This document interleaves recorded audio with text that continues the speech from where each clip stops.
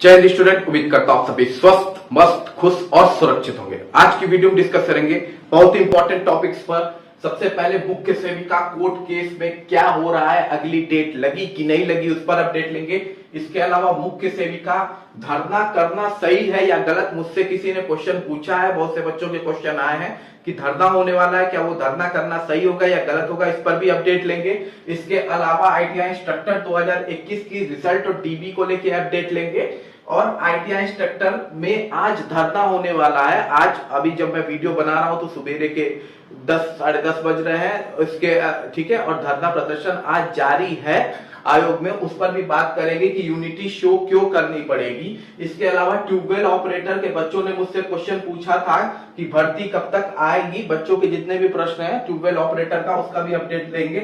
इसके अलावा video final 1 दरोगा का फाइनल और यूपी SSSC के एग्जाम जो कि जूनियर असिस्टेंट के बच्चे बहुत क्वेश्चन पूछ रहे हैं कि कब तक कंडक्ट कराई जाएगी, उस पर भी अपडेट लेंगे। उससे पहले चैनल पे जो नए हैं चैनल को लाइक और सब्सक्राइब जरूर कर लीजिएगा। सबसे पहले बात कर लेते हैं आपका वीडियो फाइनल रिजल्ट को लेके। तो देखिए, वीडियो का अभी फाइनल रिजल्ट नहीं आएगा, अभी आसान नहीं है इसका आना।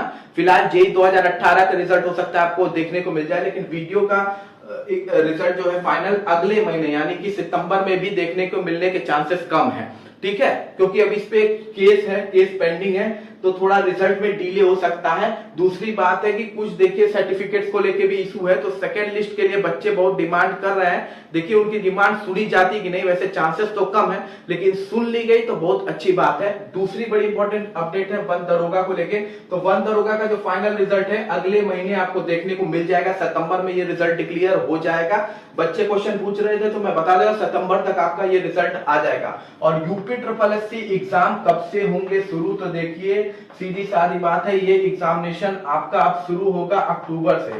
ये सितंबर में एग्जामिनेशन कंडक्ट नहीं होगा, उसके कई रीजन दिए गए हैं। देखिए पहला रीजन ये है कि बाढ़ आई हुई है अलग अलग क्षेत्र में, तो उससे बच्चे प्रभावित हो सकते हैं, एग्जाम सेंटर पे समय पर पहुंच नहीं सकते हैं। दूसरा आपका कांवड़ यात्रा शुरू हो गई है, उससे जो रोड पे है काफी प्रॉब्लम आती है ट्रैफिक को मैनेज करने में, यात्रा को मैनेज करने में। तो ये 2-3 रीजन दिए गए हैं।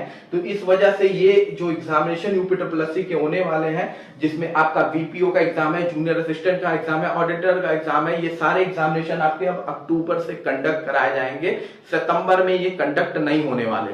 अब हम बात कर लेते हैं अगली अपडेट की, मुख्य सेविका कोर्ट केस का क्या। देखिए जो भी अभी तक कहा जा रहा था कि 19 तारीख को डेट लगनी है, लेकिन अभी सुबेरे मॉर्निंग तक भी मैं बता दूं कि डेट कोई भी अपडेट नहीं हुई है, ठीक है। उम्मीद यही की जा रही थी कि 19 जुलाई को आपकी डेट लग जाएगी, सुनवाई हो जाएगी कोर्ट नंबर 5 में, लेकिन फिलहाल इसमें कोई भी अपडेट नहीं है, कोई नेक्स्ट हियरिंग डेट लगी नहीं है। उसका कुछ रीजन ये भी है कि देखिए आपके सरकारी वकील भी थोड़ी लापरवाही दिखा रहे हैं, ठीक है। वकीलों की लापरवाही का नतीजा है कि आपकी अगली हियरिंग डेट नहीं लग पाई इस हफ्ते।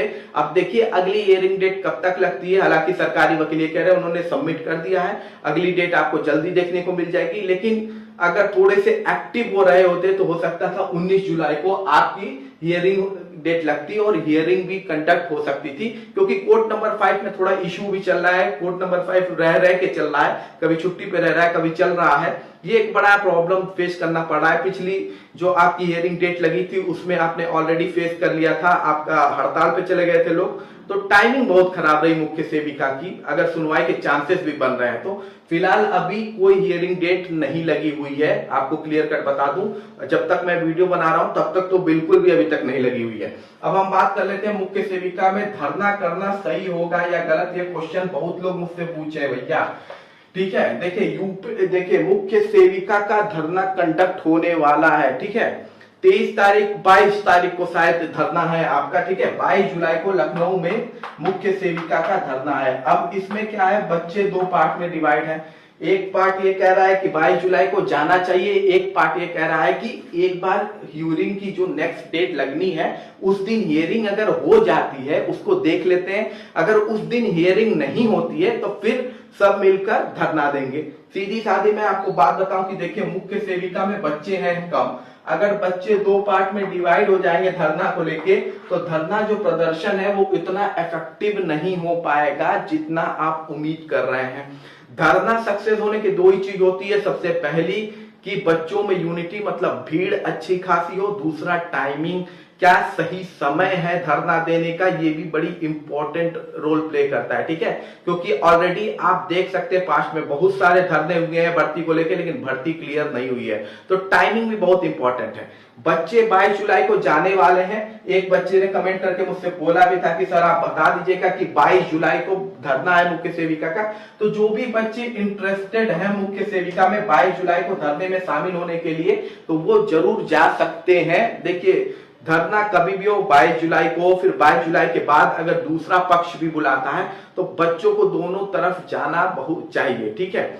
मैं भी यही कह सकता हूं कि देखिए एक बार हियरिंग का एक देख लेना चाहिए आपको, क्योंकि आईसीडीएस ने आपसे कहा था कि नेक्स्ट हियरिंग में कुछ अच्छा होगा, तो उसका थोड़ा सा इंतजार कर लेना चाहिए था। मुझे जहां तक लगता है जब आप धरना देंगे नो डाउट है उसका असर पड़ेगा, क्योंकि देखिए इसमें महिलाएं हैं तो महिलाओं को ज्यादा प्रेफरेंस मिलता भी है, न्यूज भी कवर किया जाता है, तो अच्छी खासा आपको मिलेगा। लेकिन बाद में ऑफिसर मुझे लगता है यही बात बोलेंगे जो आईसीडीएस ने ऑलरेडी उन बच्चियों से कही है जो ऑलरेडी आईसीडीएस से मिलने गए थे कि आप नेक्स्ट हियरिंग तक इंतजार कर लीजिए, ठीक है। लेकिन धरने के लिए बुलाया गया है तो यूनिटी जरूरी होती है, कभी भी बुलाया जाए तो ये दिखाना बहुत जरूरी होता है। जैसे मान लीजिए अभी मुख्य सेविका के बच्चे धरना 22 जुलाई को बुलाते हैं, आप में से बच्चे नहीं जाते हैं, तो फिर वहां इमेज ये बनती है कि इन बच्चों में यूनिटी नहीं है, और यही चीज खोजते हैं उधर आयोग वाले कि अभी इनमें है नहीं तो कोई दिक्कत है नहीं।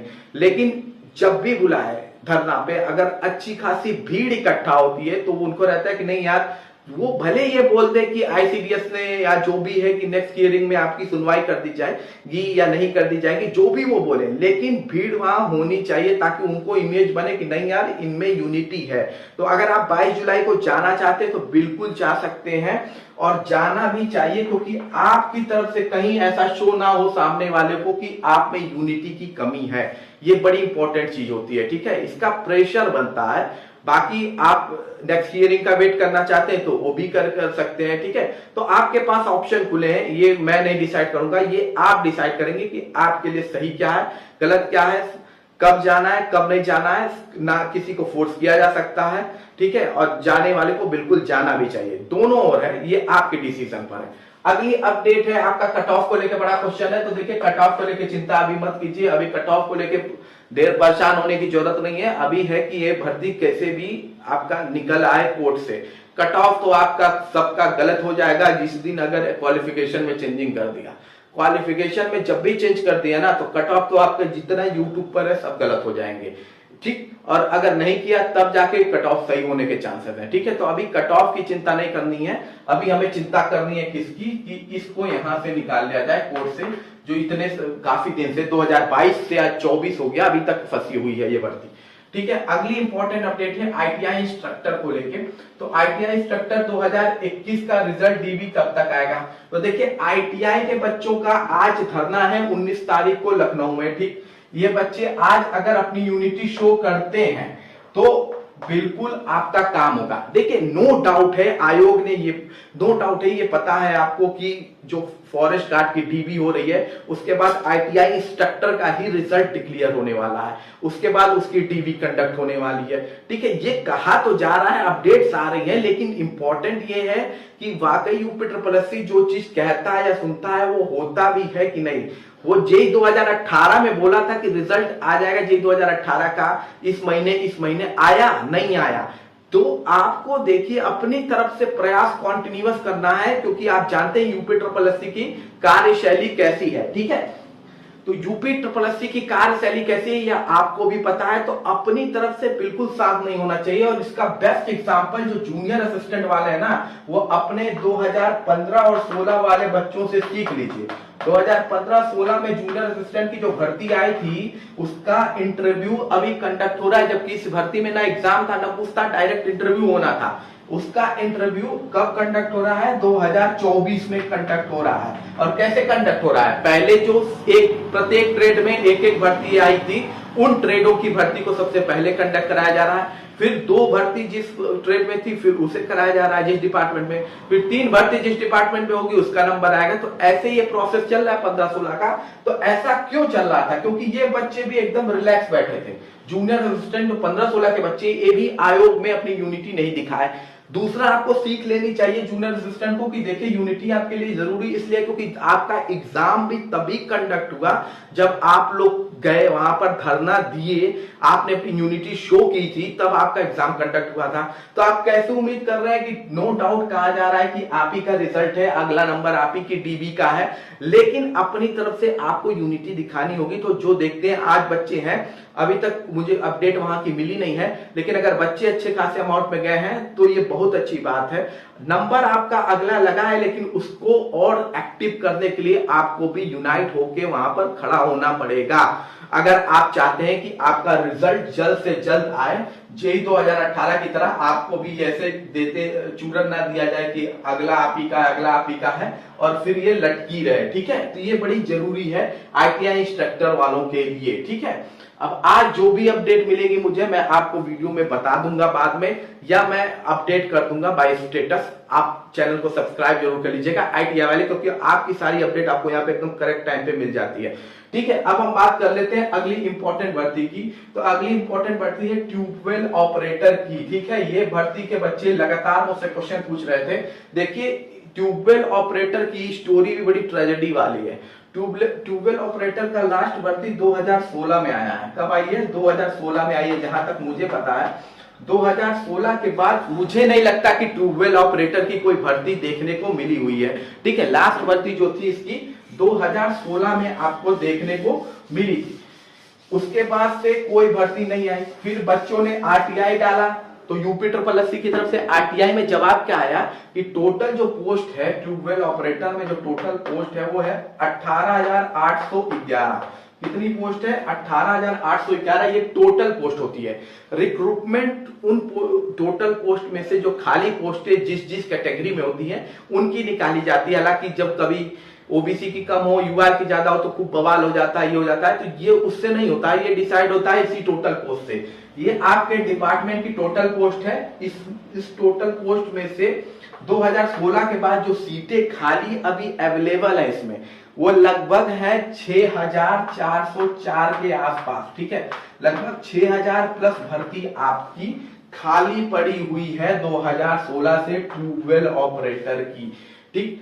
अब ये न्यूज आ रही है कि आपसे बच्चों का जो मेरे पास क्वेश्चन था कि अध्याचन वाकई में पहुंचा है कि नहीं पहुंचा है। तो देखिए एक तरह से एक लेटर ऑफिशियल हुआ था, उसमें उन्होंने मांगा था अध्याचन, सीधी सादी बात, उन्होंने डेटा मांगा था ट्यूबवेल ऑपरेटर का। तो ये तो पक्का तय है कि डेटा मांगा गया है, आपका काम शुरू किया गया है भर्ती का। अब भर्ती पे ये है कि पेट 2023 से आनी है या 2024 से आनी है, बवाल इसी चीज का है। देखिए पेट 2023 बहुत बच्चों ने छोड़ दिया, क्योंकि उन्होंने देखा था हसर 2021-22 का, तो वो सोचे कि ओवर स्मार्ट बन गए, उन्होंने 2023 नहीं दिया। अब उस ओवर स्मार्ट के चक्कर में वो जेई से भी गए हाथ धोए और उससे भी धोए। तो अब वो ये चाह रहे हैं कि ट्यूबवेल ऑपरेटर की भर्ती भी कहीं पेट 2023 से ना आ जाए। दूसरा जो एक डेटा लिस्ट जारी किया गया था यूपी ट्रिपल एससी की तरफ से आगामी भर्ती को लेकर, तो उसमें पेट 2023 में आपका लोअर पीसीएस और ट्यूबवेल ऑपरेटर नहीं थे। अब ऐसा इसलिए था क्योंकि अभी उसका ट्यूबवेल ऑपरेटर का अध्याचन आयोग तक पहुंचा नहीं था, इसलिए उसका डेटा वो उसमें नहीं डाल पाए थे। आप ये मान के चलिए कि जो पेट 2024 है, फिलहाल अभी यूपी ट्रिपल एससी उसमें फंसी हुई है 2024 में, लेकिन 2024 का जो रिजल्ट आते आते होता है ना, वो जनवरी से फरवरी हो जाता है, ठीक है। जनवरी से फरवरी आ जाता है, तो उससे पहले तक यानी कि जनवरी तक पेट 2023 ही लागू रहता है, ठीक है। जो पेट 2023 है वो लागू रहता है। और जहां तक मुझे लगता है यूपी ट्रिपल एससी जो 6,404 पोस्ट हैं उसमें से हो सकता है 2,000 या 3,000 पोस्ट हो सकता है वो पेट 2023 से निकाल दे। आने वाले 2-3 महीने में आपको ये नोटिफिकेशन देखने को मिल सकता है। देखिए पूरी निकाल देगी तो फिर बच्चों का विरोध शुरू हो जाएगा, तो वो कम से कम 3,000 या 4,000 या 2,000 जो भी अपना डिसाइड करेगा आयोग, वो एक भर्ती पेट 2023 से आएगी और दूसरी आपकी पेट 2024 से आएगी। ये दो भर्तियां दोनों अलग अलग पेट से आएगी, टेंशन लेने की बात नहीं है। अगर पेट 2023 से ही पूरी भर्ती आ जाती है तब तो बहुत अच्छी बात है, लेकिन ये गारंटी है, चांसेस हैं बिल्कुल कि पेट 2023 से भी भर्ती आपको देखने को मिलेगी। लोग बुरा मानते हैं, पेट 2024 वाले बुरा मान रहे थे जेई में भी, लेकिन मैंने बोला था कि जेई में ऐसा होगा, वैसा ही हुआ।